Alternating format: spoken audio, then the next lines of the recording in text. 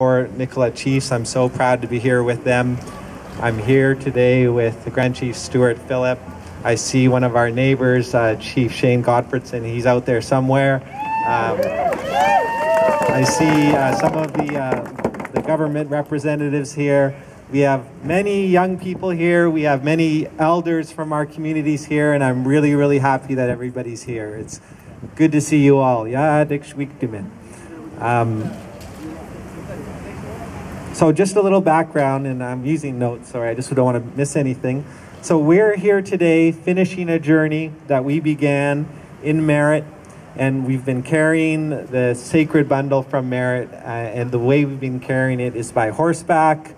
We've been carrying it by walkers and runners, and so we've done the long journey from the Merritt area, and we're arriving here today. And the issue that is being discussed today is the issue of biosolids. And what biosolids are is they're human waste, is the waste that comes from the drains in the cities. There's medical waste in there, and what happens is this waste is brought from the cities. For example, on the mainland, the waste comes from Vancouver, the waste comes from the Okanagan, and it's brought into our territory and disposed of. And it's being disposed of the way it's usually disposed of. It's put on the land, it'll be applied to fields of land, and what they do is they'll put it on private land, they'll put it on crown land, in the forests, in the wilderness. They put it wherever they can, because it does need to go somewhere. The government claims that biosolids are harmless, but at the same time, most municipalities, smaller governments, they ship the biosolids from the urban centers to the rural communities, like our own communities. And unfortunately, we haven't been notified of where this is happening. So we hear from the Nicola Valley community members, First Nation communities, non-First Nation communities, have come here today to voice our concerns about this important issue. Over 3 months ago, the community members in the Merritt area started with a roadblock because they were concerned about the biosolids coming in the valley. And they said that no more biosolids are coming in the valley. So about 3 months ago, they stopped the truck from coming into the valley. And the truck turned around and it went where it came from. And there's been these roadblocks that have been ongoing for 3 months, day after day, 24 hours, night after night, because the community members are saying no to biosolids in the valley.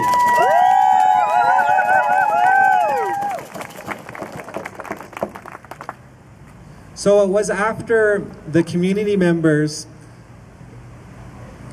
decided that they were going to be on the front lines and say no to biosolids that we, the 5 chiefs of the Nicola Valley, said that we need to support the people. So after much serious deliberation, we decided that we were going to go to Premier Clark's office in Kelowna, her constituency office, and we weren't going to leave until the government heard our voice that this is an issue that isn't going to go away, and we need to address it for all British Columbians. Yes!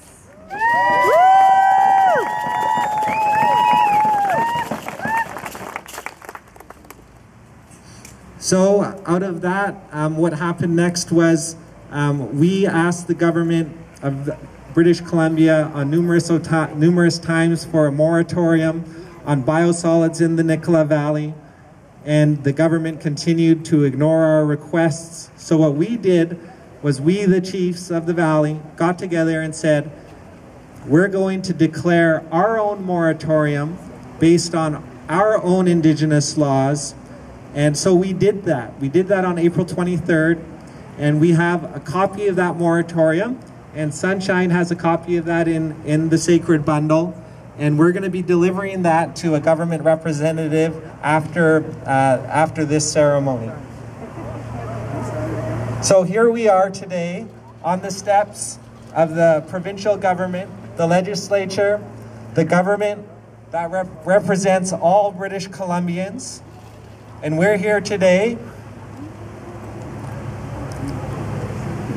Well, what I wanted to say is, on the steps of the legislature, it was in 1871 when British Columbia became part of Canada. And in 1871, it was a different time, but it was also in a lot of ways a similar time.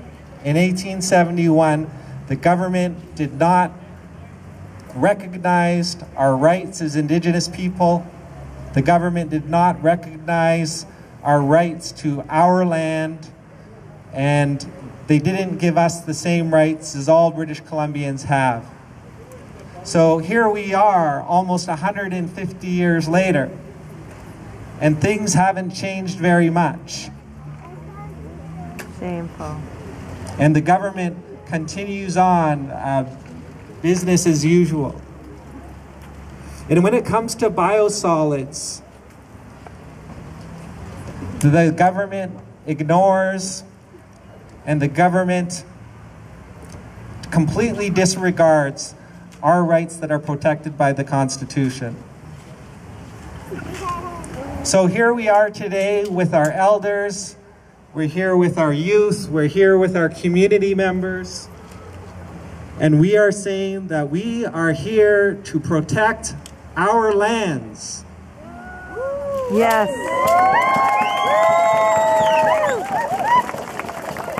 We are here to take care of our water. Yes.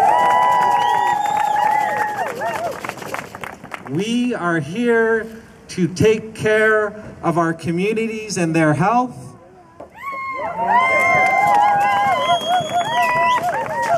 And we are here to take care of our children, our grandchildren, and our future generations. Yes.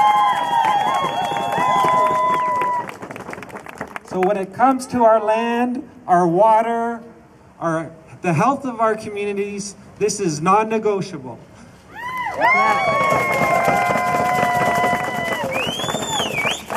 And our people came all the way from the Nicola Valley. We're a small community. We have, Merritt's about 8,000 people. We have the surrounding First Nations communities, and they traveled here to let the government know that this issue isn't going to go away. So it's time that the provincial government listens to people in our rural communities, in our Indigenous communities, listens to all British Columbians, because we want to move forward. We want to find a solution to this problem, and the only way we're going to do it is if we all work together. Yes. So thank you all for coming, and I'll leave the microphone to Grand Chief Stuart Phillip. Homas.